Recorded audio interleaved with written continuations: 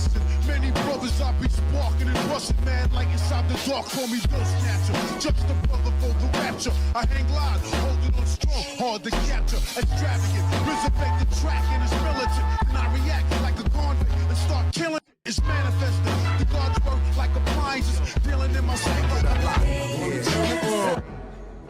Before we go any further, just want to say today's video is going to be brought to you by Fandomion. If you want to buy some really awesome anime merch from My Hero Academia, Attack on Titan, and Haiku, and so many other anime, I recommend using my link in the description box to check them out. And there's free worldwide shipping on orders over $39. You'll also get an additional 5% off using my promo code down below. For any of you guys who might be interested or on the fence, I highly recommend checking out their website. Pay attention to the size chart. That'd be the biggest thing I would tell you guys. But with that being said, though, let's jump back into today's video. Yo, what's going on, everybody? It's your boy Naruto Explain here, bringing you guys another discussion for Boruto Naruto Next Generations. And for this one, we're going to be talking about stuff that took place in the actual anime episode. However, anime only fans, this is going to be content that I'm going to be relating to stuff going on in the manga, because the anime just connected to something that is going on in the manga currently. So I thank you for your support. However, if you're still here, I'm assuming you don't care about spoilers and you're caught up with the manga,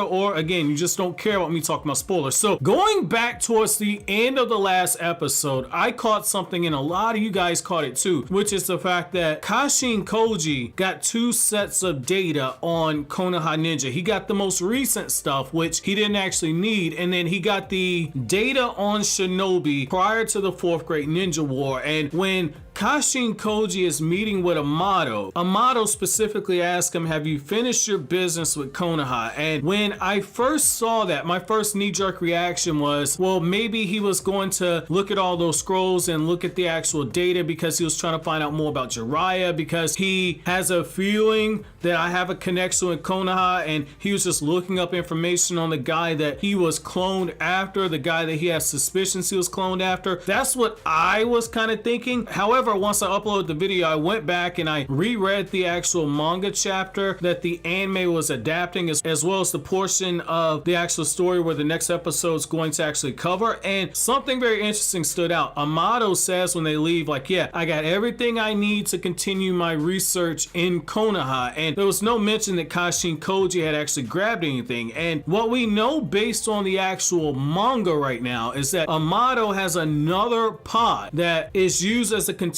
for some type of a cyborg. And by the time you guys are seeing this, I would have already uploaded a video I've been sitting on for a while, which is about the whole, is Minato potentially the cyborg that's in there? I'm going to do a whole series of videos just kind of breaking down the pros and cons of multiple shinobi that could be inside the actual pod. However, what I do want to kind of talk about here though is I think the anime, just as the anime telegraphed for us that Code had a karma seal and that Code was a failed vessel for Isshiki Otsutsuki, that's why he was very close to Jigen. I think that the anime telegraphed for us that whoever's in that actual pod is gonna be a clone of a former Konoha shinobi, which would explain why Amado, as he's doing all that programming, because the clone itself is just a human being made from the DNA of some other person. However, because he's turning that person's body, that clone's body, into a cyborg, he's doing all that ninja tech inside of them, and he's also programming more than likely a lot of their jutsu into it, and that would explain why he would need the actual scrolls. Because when you think about it, no shade at this new generation, but a lot of these new generation ninja, they ain't shit. Like, who wants Konohamaru's DNA? Nobody wants it. At this point, what you need the man DNA for? However, when you look at some of the older generation ninja that Konoha have, when you look at that scroll, if those scrolls are as detailed as the bingo books that Konoha's Black Ops had, essentially you're gonna have the ninja, you're gonna have their jutsu, their specialties, and etc. And so if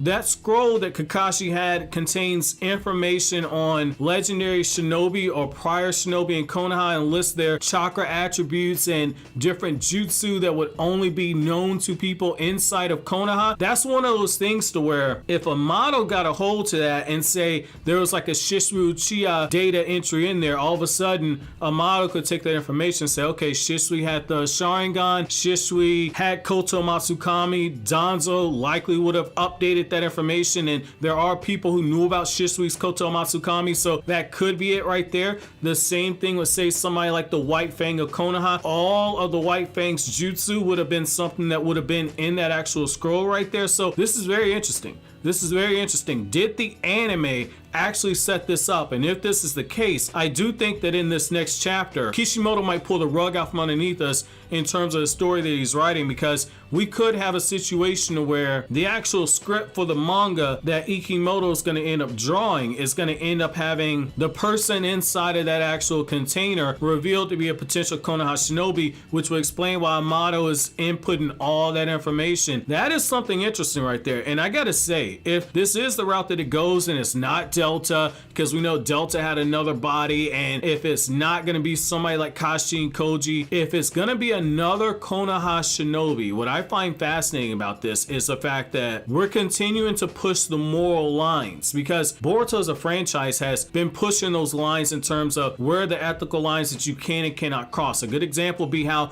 Orochimaru has a cloned son in the form of Mitsuki. However, there are a bunch of different versions of Mitsuki, and Orochimaru, he's gotten attached to Mitsuki, but don't get it twisted. Orochimaru is willing to actually erase the kid's memories in order to keep them better under control. And so we kind of saw that. We also saw it when Masashi Kishimoto drew Naruto Gaiden, and you had the Shin clones, and you had the situation where the big Shin, who was the father, was looking at the children that were cloned after him as essentially being spare organ parts for him. So we've kind of seen the cloning there. Boruto, when it comes to the Mitsuki desertion arc, the same thing. You had the katas, you had the fabrications. You saw cloning in science there. Now when you look at this right here, we've seen how Naruto immediately, once he saw how Amado was viewing Kashin Koji as being expendable and sent him on a suicide mission, as Naruto was watching Kashin Koji, he was shaking as that was happening, because he's watching Koji fight, and it's making him think about Jiraiya, because he's looking at the fighting style, and it's something that reminds him of how Jiraiya fought. And so this is one of those things to where Amado, he got a pass with Kashin Koji because Naruto didn't know any better. But when you start looking at this and you start talking about cloning another shinobi and turning that clone into an actual cyborg and programming that clone, essentially taking away a lot of its free will, essentially potentially taking away its free will or giving it free will, like how you saw with Kashin Koji and Delta and etc., but essentially have Amado be able to actually manipulate them to do whatever his actual bidding is. That's something where Naruto is a Hokage. We've seen both sides. We've seen how Naruto accepts technology,